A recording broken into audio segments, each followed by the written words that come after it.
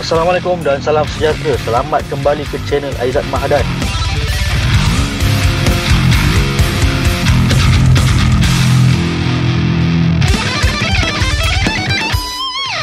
Kepada yang baru sampai ke channel ni, aku ucapkan selamat datang dan jangan lupa tekan tombol subscribe, like, komen, share.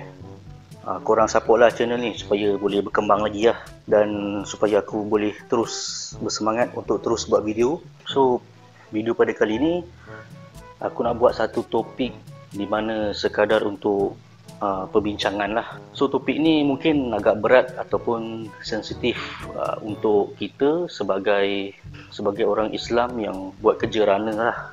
Dan apabila dah dilabelkan sebagai rana, so bermakna kategori yang kita bawa ni memang selain daripada orang ataupun haiwan ataupun benda hidup lah. Biasanya permintaan daripada customer untuk menghantar barang ni sudah tentulah daripada barang dan makanan.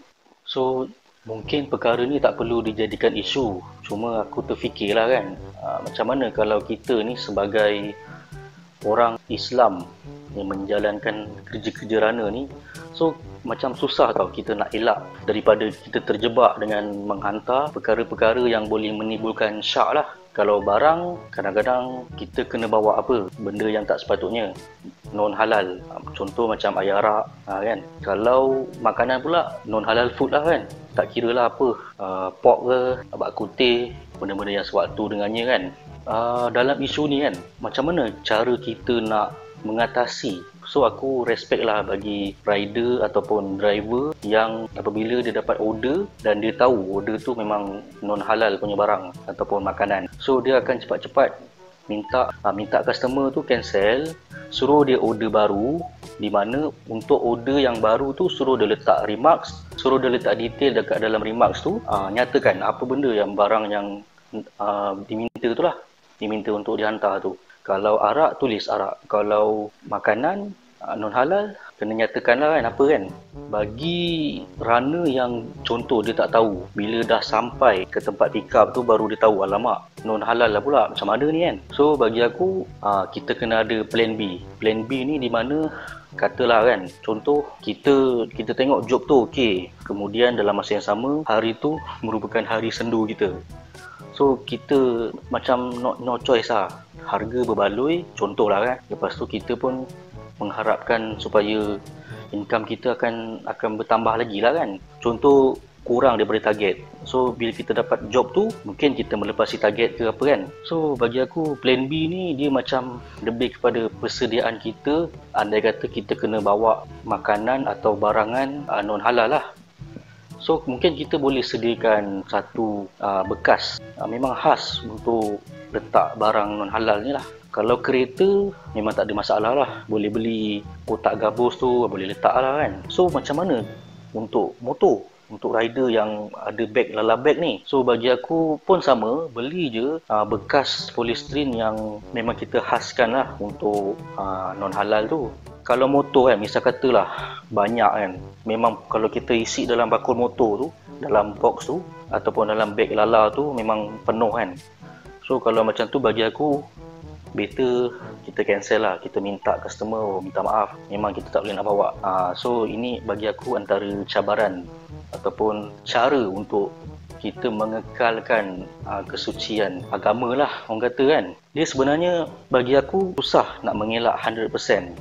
Sebab sejauh mana kita boleh mempertahankan ataupun kita boleh menjauhi dalam mengekalkan kesucian.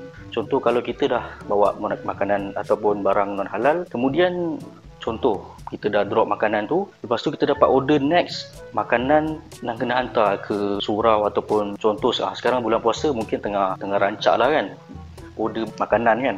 Bagi aku dekat situ dia akan menimbulkan rasa ragu-ragu terhadap makanan tu dari segi kesucian dia lah. So macam mana kalau kita, memanglah orang cakap pegang luar je bang, betul pegang luar, tapi bagi aku kita dalam masa yang sama kita buat kerja rana ni, kita juga kena mengambil kira dalam hukum hakam agama lah. Kalau boleh kita janganlah main langgar je, bagi mengelakkan fitnah Itu penting lah bagi aku dalam menjalankan tugas sebagai runner. So aku adalah terbaca ada satu post ni dekat dalam Facebook dalam Move Malaysia lah. So ada seorang brother ni, dia menyatakan rasa tidak puas hati terhadap customer tu, di mana customer tu dia tak bagi tahulah, dia tak ada remarks barang yang kena bawa tu barang non halal. Brother ni dia memang seorang yang prihatin lah. Dia kata, saya dah pesan dekat customer banyak kali untuk letak not remarks non halal, tapi customer lebih mementingkan keuntungan dari menjaga adat kesucian Islam. So brother ni dia menyampaikan apa yang dia rasa dia perlu buat lah. So bagi aku bagus, dan post brother ni dah mendapat reaksi yang pelbagai lah daripada pengkomen, di mana ramai yang mengatakan lebih baik tak payah ambil lah order-order yang melibatkan subhah ataupun fitnah. Jadi ada satu komen ni, dia kata, hari tu aku tazkirah sikit Muhammad ni, dia kata kita pegang plastik luar je. Dia pun marah, dia cakap, kemudian dia bagi perumpamaan dekat rider tu lah, rider yang dia jumpa yang bawa makanan non halal tu lah kan. Dia kata, kau tak isap dadah tapi kau pengedah. Salah ke tidak? Lepas tu contoh yang kedua yang dia bagi, bila kau bawa makanan pork tu dalam kotak yang sama, lepas tu kau dapat pula order makanan kari pap untuk sedekah dekat masjid. Jadi makanan kari pap tu, macam mana kondisi tentang kari pap tu? Lepas tu kan, adakah kesucian dia dah, orang kata dah ternoda lah. Perumpamaan yang ni aku rasa mungkin tak berapa kena, ataupun tapi dia boleh difikirkan lah. Dia cakap perumpamaan ni kasar sikit. Okey, contoh kau tengah bawa daging, tiba-tiba aksiden, bersepai perut atas jalan, bercampur sekali dengan daging tu. Lepas tu orang yang datang tolong tu, dia kutip sekali daging-daging badan campur sekali dengan daging khinzir tu, masuk sekali dalam liang lahat, sebab orang tak dapat nak bezakan. So mungkin perumpamaan ni boleh difikirkan, ataupun boleh orang kata diperhalusi, ataupun boleh buat kita berfikir lah kan, mungkin ada betul. So dalam hal ni, aku ni bukannya ustaz ke apa, cuma bagi aku dalam menjalankan kerja ni, kita pun ada tanggungjawab kita untuk menjaga kesucian ataupun menjaga kita punya hukum hakam, supaya kita tak main langgar je lah. Macam aku cakap tadi, kalau dah kita terbabas, orang kata kan, dah tak ada job sangat, so kita kena ada plan B lah, macam yang aku cakap tadi tu, supaya kita lebih bersedia, yang kita perlu pertahankan lah. So kalau asyik keluar job easy je, macam mana kita nak tangani masalah tu? Kalau kita, bagi aku, kalau boleh elak, tak payahlah slide kan. Kalau dah memang terang-terang easy tu, memang makanan non halal, so better tak payah ambil lah. Sebelum aku akhiri video ni, aku nak minta maaf jika isu yang aku bangkitkan ni mungkin ada terkasar bahasa atau tersilap dalam mana-mana percakapan, sebab aku bukan ustaz, aku cuma menyampaikan mungkin perkara yang kita perlu tekankan lah. So aku tak nak sentuh lebih dalam. Mungkin perkara ni kita boleh tanya pada orang yang lebih pakar lah, tanya pada ustaz, supaya tidak berlaku fitnah lah. Okay, so aku rasa itu saja untuk video pada kali ni. Kita jumpa lagi dalam next video. Jangan lupa like, subscribe channel Aizat Mahdan. Okay, bye. Zas. Assalamualaikum.